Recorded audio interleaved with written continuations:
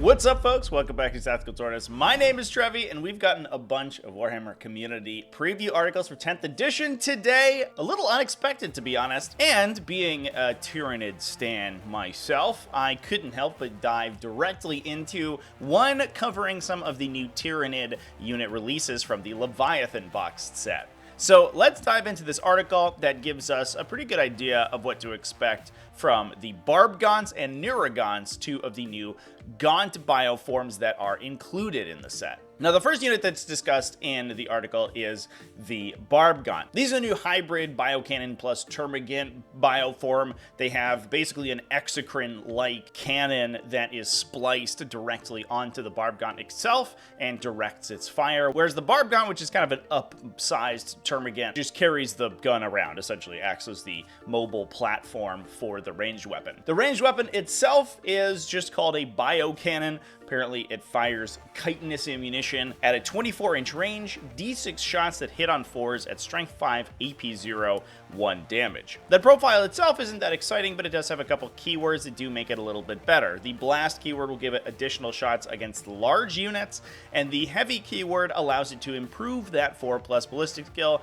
to 3+ if it remains stationary. I hope that Barbgaunts will be resilient enough to be able to remain stationary, potentially in cover for a turn or two without immediately getting vaporized by return fire, in order to get themselves to hitting on 3s, because D6 shots hitting on 4s is an incredibly swingy profile, especially at AP 0, because you're mostly going to be hoping for your opponent to roll 1s or 2s on their saving throw. Without the innate ability to ignore cover or have any AP to speak of, this thing's going to have a tough time punching through medium to heavy infantry. That said, it can benefit from the Tyranid's detachment rule that give it bonuses against specific unit types. It can get lethal hits against vehicles or monsters, automatically wounding on hit rolls of 6, or it can get sustained hits against infantry units depending on what you pick to be your adaptation at the start of the game. So while the profile itself isn't that exciting, the special effect that it contributes is, because the Barbgaunts also have the Disruption Bombardment ability. This inflicts a disruption effect on infantry units hit by one or more attacks from Barbgaunt biocannons. Importantly, unlike units like the Infernus Squad, which have after shooting effects that pick a specific unit targeted during that turn, the Disruption Bombardment affects every unit that gets hit. So if you have a unit of 5 Barbgaunts splitting fire to 3 or 4 enemy units, you can potentially inflict that disruption on every single one of those enemies. When you are disrupted, you suffer -2 to your movement characteristic and -2 to advance and charge rolls. Against enemy melee units, this ends up being an overall threat range reduction of 4 inches, which is pretty insane. When you're at a 24-inch range and able to keep a pretty far distance from an enemy infantry unit, they're basically not going to be able to hit you for a turn or two, and even then you can make their charge rolls a little bit less consistent. If they have the ability to advance and charge, you're inflicting that effect more times. They're going to get minus move, advance roll, and charge roll, so -6 inches to their threat range potentially, which is a pretty big deal. Kind of an interesting niche for the Barbgaunts to occupy. I definitely was expecting a little bit more damage out of them. The weapon profile itself doesn't seem like it's really going to do anything, but it's that disruption effect that you're bringing them for. And it really begs the question how expensive they're going to be and how large a unit you can take. Because I think this is going to be a unit that, if it's able to be slotted into lists in an inexpensive way, is going to be an incredibly strong utility piece. We've seen Tyranids love units like these in Zoanthropes and Venomthropes and Tyrant Guard to buff the remainder of their army in 9th edition, and I wouldn't be too shocked if we don't see a similar slot for Barbgaunts. Another important thing is that unlike Tanglefoot effects in 9th edition that reduce enemy movement or charge rolls, this one doesn't stop if the opponent flies.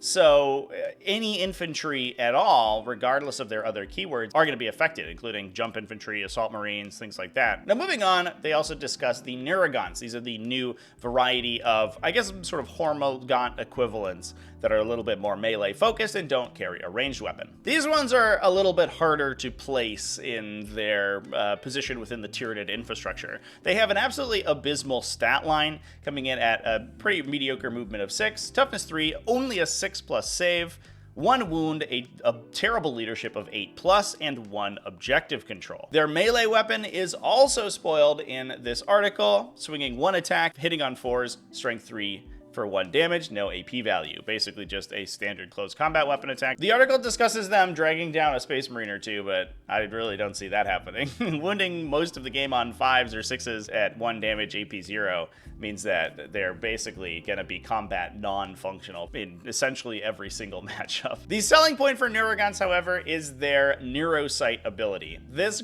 allows them to act as a synapse repeater, something that we've seen from a structure like the Sporocyst. As long as they're within synapse range of another unit from the army, they also gain the synapse keyword. Now, importantly, this affects the unit, not the individual model, so the range is a lot larger than just repeating a 6-inch range from model to model, because it's most likely going to be a unit of 10 plus models that can string relatively far across the table. The intention here, I think, is that you can use them to extend your synapse range across your entire army. You can have the Neurogant in the back of the unit touching the edge of the synapse range of the forwardmost synapse unit in your army, then have the unit cloud out from there, and every single model in that unit is going to be also projecting that synapse range. So you can take a relatively few number of synapse models and use the Neurosite to basically spread that synaptic control to your entire army.